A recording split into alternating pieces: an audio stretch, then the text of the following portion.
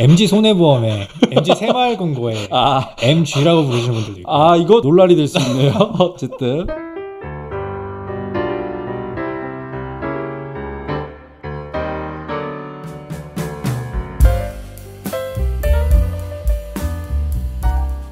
오늘의 주제 MZ 세대의 커리어죠. 네, MZ라고 읽으시는 분들도 있고, 네. 아니면 이제 비속어를 섞어서 MZ 세대. 그리고 이제 MG 손해보험에 MG 새마을금고에 MG라고 부르시는 분들도 있고. 이거 조금 또 논란이 될 수 있네요. 어쨌든 그래서 사실 이 MZ 세대라고 하면은 사람들이 구체적인 정의를 잘 모르시는 분들이 있어요. 맞아요. 이것도 어떻게 보면은 그냥 우리가 뭐 MG 하니까 그런 현상에 대한 것만 얘기를 하지, 실제로 MG가 어떤 건지에 대해서 어떤 특징을 가지고 있는지 그런 거는 별로 얘기 안 하잖아요. 근데 사실은 이게 결국에는 이 M이 밀레니얼 세대라는 뜻이고, 네. Z가 Z 세대라 그래가지고 97년생부터 뭐 12년생이라고 하는데 1981년부터 2012년 사이에 출생한 이 광범위한 인간들, 이 인간들을 이제 MZ 세대라고 하는데 너무 넓네요. 너무 넓어가지고 사실 요즘은 요즘 놈들, 이 MG 놈들 뭐 이렇게도 이제 호칭을 하는 용어로도 많이 활용이 되고 있어요. 그래서 뭐 여러 가지 특징들이 있는데, 일단은 디지털 환경에서 자랐다가 있겠죠. 그쵸. 디지털 환경에서 자라서 그런 거에 좀 익숙하고 어떻게 보면 스마트폰을 가장 잘 활용하는 세대인 것 같아요. X세대, 뭐 Y세대 뭐 그런 거에서 원래는 세대별로 분류를 했다면 지금 그냥 MG로 하나로 묶어서 어떻게 보면 지금 학생들부터 어느 정도 좀 젊은 사회생활을 하는 직장을 인들까지 다 묶은 것 같아요. 어쨌든 이렇게 묶을 수 있다는 거는 이들에게서 공통적으로 나타나는 특징이 좀 있기 때문에 그런 게 아닐까 싶기도 하고요. 특히 이런 디지털 환경에서 자랐고 또 디지털 기기들의 익숙한 요 세대들이 특징으로 묶일 수밖에 없는 이유는 뭐냐면, 사실 우리가 가장 많이 보는 그 화면이 스마트폰 화면이고, 또 그 중에서도 우리가 유튜브를 많이 보잖아요. 맞아요. 그 유튜브 콘텐츠를 주로 생산해내고 거기에 나오는 사람들이 다 MZ 친구들이란 말이죠. 그것도 그렇네요. 그래서 이런 화면 속에 있는 우리가 소비하고 있는 이런 콘텐츠들을 가장 많이 양산하고 파생시키는 또 세대이기도 하고요. 이들의 공감대를 얻지 못하면 또 콘텐츠로서의 좀 힘을 약간 잃을 수도 있고. 근데 그렇게 얘기를 들으니까 지금 저희가 소비하는 대부분의 콘텐츠들이 진짜 MZ세대에서 만들어지는 것 같기도 하네요. 그렇죠. 그들을 타겟팅하기도 했고요. 저희가 소비하는 것들은 MZ가 만든 게 꽤 많은 것 같다. 오히려 뭐 소득이라든지 자산 수준만 따지면 50대, 60대 분들 훨씬 더 많겠지만, 실질적으로 어떤 문화생활이라든지 어떤 뭐 엔터테인먼트 산업에서는 훨씬 MZ 세대들의 어떤 취향이나 가치관들이 관통하고 그들이 헤게모니라고 해도 과언은 아닌 것 같습니다. 그래서 그들이 지금 전반적인 사회나 이런 문화, 트렌드에 영향을 미치고 있기 때문에 이들을 하나로 묶어서 좀 표현을 할 수가 있는 게 아닐까 싶네요. 특히 요즘 MZ 세대들이 보여주는 특징들로는 우리나라의 전통적인 가치관이랄까요? 좀 공동체주의적이고 좀 전통주의적이고 집단 생활적인 그런 부분에 있어서 요즘 MZ 세대들은 좀 개인주의화되어 있고 좀 자기 에고, 자아가 좀 강한 그런 특징들을 보인다는 점에서 기성세대들과의 약간의 갈등도 좀 있고요. 좀 그런 부분에 있어서 조직 생활이나 군대 생활에서도 좀 문제를 갖는 것 같아요. 그러니까 사실 지금 100살이신 할아버지 할머니들도 120살 분들에게 그런 소리 들으면 좋겠고 그렇죠. 사실 지금 MZ도 똑같은 거긴 한데, 근데 조금 다르다면 진짜 지금의 사람들은 진짜 군대 말씀하셨지만 군대에서도 과거랑은 물론 계속해서 조금씩 더 이렇게 개인주의적으로 바뀌었겠지만은 요즘은 아예 생활 자체가 달라졌잖아요. 그럼요. 그러니까 생활하면서도 아예 스마트폰 그냥 쓰고 신고 그냥 하고 결국에는 이 사람들이 살아가는 방식 자체가 다르다라는 걸 의미하죠. 그래서 가장 그 방식이 차이가 나는 것 중에 하나가 스마트폰이 진짜 큰 것 같아요. 그렇죠. 어떻게 보면은 전에는 인터넷이라는 그 하나가 생김으로써 엄청나게 사회가 변화했는데 이제는 스마트폰이라는 하나가 나옴으로써 완전히 생활 양식이 바뀌니까 이제 그걸 받아들인 세대로서 그게 차이가 나는 게 아닌가. 특히 가장 갈등적인 부분은 개인주의 같아요, 저는. 그러니까 예전에는 회사에서도 퇴근하고 싶어도 직장 상사 눈치 보고 먼저 윗사람이 가자라고 해야 그래도 쭈뼛쭈뼛 하면서 내 바로 맞선임이 나가냐 안 나가냐 그걸 봤는데, 요즘 애들은 6시 됐어? Why not? 그냥 일어나 버리고. 근데 물론 그렇지 않은 우리 또래들도 많아요. 특히 20대도 좀 빡센 데는 못하지만 예전보다는 훨씬 그런 게 많아졌고, 그 다음에 퇴사도 좀 많아졌고 좀 과감하게 나랑 안 맞아? 관둬버리고. 맞아요. 좀 그런 것도 좀 많아진 것 같아요. 근데 왜 그렇게 퇴사를 쉽게 할까요? 예전에는 부모의 말을 들으면서 사는 것이 왕도였어요. 왜냐하면 부모가 살던 시대랑 지금 시대가 다르지 않았으니까. 그쵸. 근데 요즘은 부모가 말하는 대로 살면 안 되는 시대가 됐어요. 그래서 부모한테 배울 게 없어요. 돈 말고는. 그러니까 부모에 대한 리스펙트가 없어지는 것과 동시에 직장에서도 저 사람이 나보다 20년 더 근속이 있어서 부장 달고 상무 달았지만 저 사람하고 막상 대화해보면 내가 배울 게 없는 거예요. 저 사람 ERP 시스템 하나 제대로 만질 줄 몰라. 스마트폰도 앱 하나 깔 줄 몰라. 근데 내가 쟤를 어떻게 리스펙트해?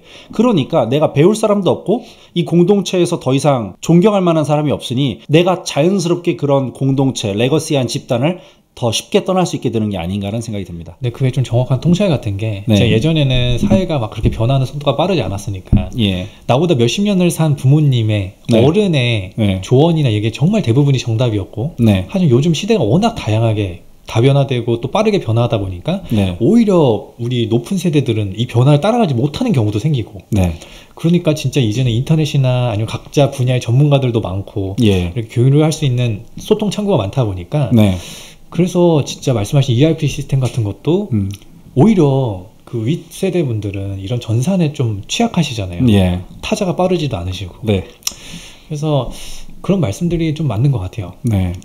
그래서 그런 부분 때문에 좀 퇴사하는 것도 많고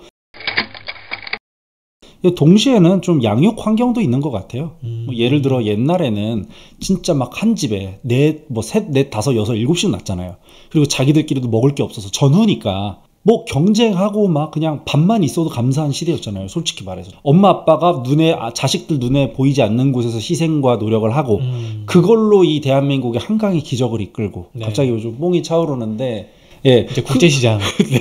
근데 그런 환경에서 인큐베이팅 당해서 어이구 그냥 어화둥둥 자라온 우리 세대가 아직도 30대 40대가 돼도 엄마가 밥 차려줘야 되는 세대가 됐는데 우리가 이제 그런 환경에서 자라다 보니까 이 사회에 나와가지고 갑자기 좀 갈등적인 상황, 좀 불만적인 상황 예전보다는 쉽게 못 견디는 거죠. 그런 부분도 있겠네요. 사실 우리가 살면서 무슨 가족 구성원이 3명일 때면은 3명의 인간관계가 생기고 4명이면은 하나 둘 셋 넷 다섯이 생기고 막 이렇게 오팩토리얼 막 이렇게 되는 거죠. 맞습니다. 이제 요즘은 점점 그게 좁아지니까 인간관계나 이런 갈등을 해결하는 능력도 좀 떨어지게 된 것 같기도 하고요. 그러니까 내가 어떤 갈등을 다루는 방식이 예전에는 계속 대면하고 부딪히고 참고 양보하면서도 또 상대방이 언젠가는 알아줘서 그게 또 감동 포인트가 돼서 정이 되고 똑같은 환경이라면 요즘 친구들이 갈등에 대한 어떤 인내? 이런 것들이 조금 더 떨어질 수밖에 없지 않나. 그게 뭐 모자라다는 뜻이 아니라 애초에 그런 것들을 훈련받지 않았기 때문에 오히려 좋은 거죠. 더 먹고 살만해졌기 때문에 오히려 굳이 그렇게까지 갈등을 인내할 만한 요소가 생존을 위해서 필요하지 않았다고 볼 수도 있죠. 그리고 또 그렇게 돌이켜보면 그렇게 해서 퇴사하더라도 어쨌든 먹고 사니까 그러는 거잖아요. 또 그럼요. 만약에 내가 정말로 뭐 생존에 문제가 생기거나 경제적으로 이제 궁핍해진다면 그럴 때도 참으면서 견디겠죠. 그렇죠. 근데 그러지 않을 만한 상황이다 라는 거에 대한 방증이기도 한.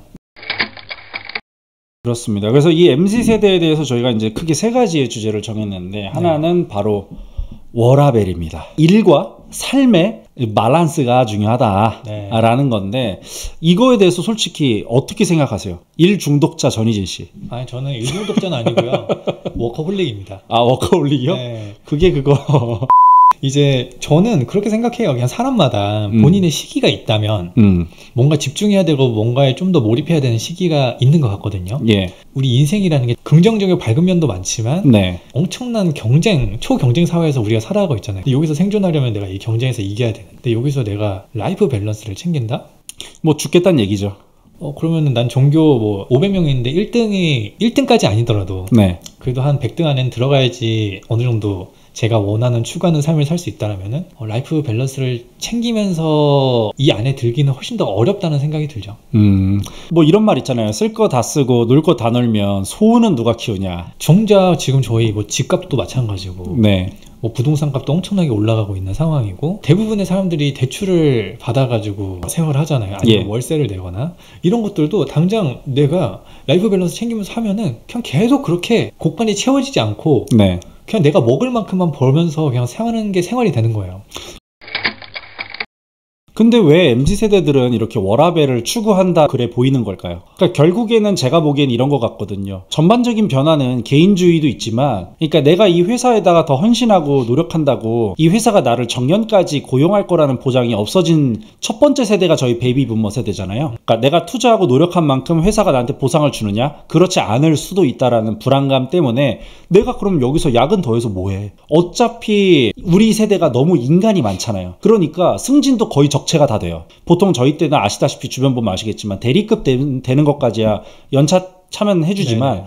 뭐 과장급, 뭐 터님급부터도 적체가 시작돼요. 대학교 엄마 아빠가 빚내서 다 대학교 투자했고 해외 연수 갔다 오고 휴학하고 연애하고 소개팅하고 할 거 다 하면서 30살 돼서 드디어 취업을 딱 했어요. 그러면 얼마나 내가 이 세상에 바라는 게 많겠어요. 그쵸. 얼마나 절제하고 참으면서 살아왔는데. 그러니까요. 근데 현실은 입사한 지 5년차, 6년차 만에 적체 시작. 그 옆 부서 갔더니 여기는 뭐 성골, 진골 나눠서 어디 대학 나온 애들은 뭐 어디 순회팀에 가고 나머지들은 뭐 다 잘리고 이래 버리니까 애들이 극단적인 스트레스를 받고 미래는 보장을 못 받고 이런 상황에서 어떻게 워라밸을 챙기지 않을 수가 있겠는가라고도 볼 수 있을 것 같아요. 맞아. 근데 저도 군대를 나왔잖아요. 예. 근데 사실 군대도 뭐 사관학교 출신 있고 학사장교 출신, 학군장교, ROTC 출신이 다 이렇게 나눠져 있잖아요. 예. 그러면은 초반에는 네. 확실히 사관학교 애들이 좀 어렸을 때부터 20살 때부터 복종을 시키니까 네. 애들이 막 빠릿빠릿해요. 네. 근데 한 5년 정도 지나면은 네. 이제 다 상향 평준화가 돼요. 이제 개인의 역량이 그렇죠. 영향을 미치는데, 근데 이때가 되면은 이미 평가가 다 정해져 있어요. 5년 동안에 이 사람의 행적을 통해서 아, 얘는 똘똘하네, 일 잘하네, 아, 얘는 좀 떨어지는 애, 얘는 일 못해도 맷집이 좋아서 맨날 혼내도 잘 버티는 애. 근데 본인의 위치를 알게 되잖아요. 그쵸. 그럼 이제 여기서부터 전쟁이 시작되는 거예요. 이제 자기만의 특화를 정하기 시작해요.